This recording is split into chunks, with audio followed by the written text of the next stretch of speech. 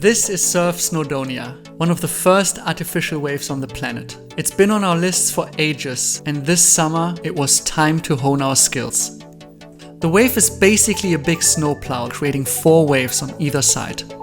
An intermediate 2 wave, a wave for advanced surfers, an intermediate 1 wave, and the beginner's bay. Here you can see the different waves created.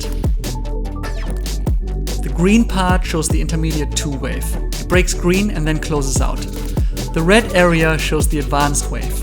It's a completely unbroken wave with a lot of face to play with and the longest ride the park has to offer. Then you have intermediate 1, which is an already broken wave to practice your takeoff, and then the beginner's bay that you share with up to 5 other people. It really is just for practicing catching the white water. We had a great time over the course of 3 days and want to show you what it's all about, as well as give you our verdict. So without further ado, let's see how you can practice this wonderful activity in a little pond. The beginner wave is surfed with a maximum of 6 people. Think of it as shawbreak carnage, but with less of the carnage. This wave is for you if you have never surfed before. Without pressure, you can develop a feeling for when the wave catches you and basic standing up. You catch 15 to 18 waves in 1 hour, and after 1 to 2 hours you should be able to move on to intermediate 1. If you've gotten your feet wet before, then this wave is for you. It's an already broken wave, so you have a relatively easy takeoff. You have this wave to yourself, and it definitely gives you a stronger push than the beginner wave. On this wave, you can really practice to feel the wave and to find the spot to pop up. You won't be struggling with nosediving as much. It'll still happen, but you'll get there eventually. Again, you'll catch about 15 to 18 waves here, and they will all either be lefts or rights.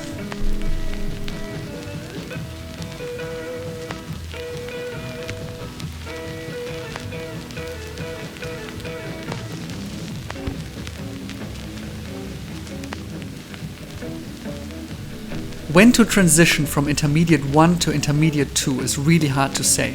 If you regularly nosedive when you paddle for a broken wave, then intermediate 2 will give your board plenty of airtime.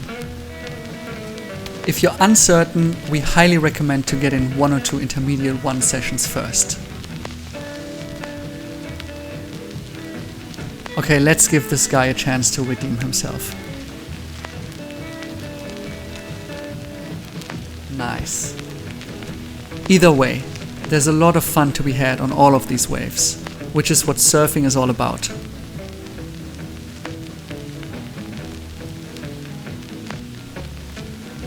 So just one question remains. When do you surf advanced? Well, when you're advanced, you probably already know.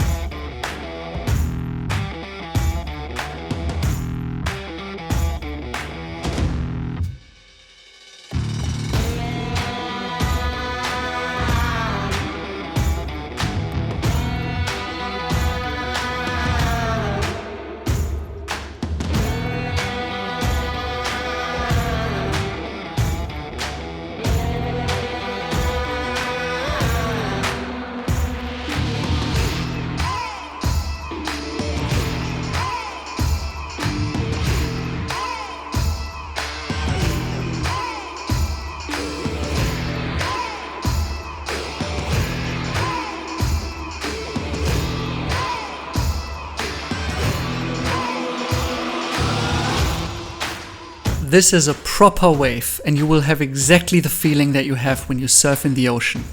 Here you will catch every 3rd wave, which will cut down your wave count to about 10 to 12 waves per session, and you will surf lefts and rights alike.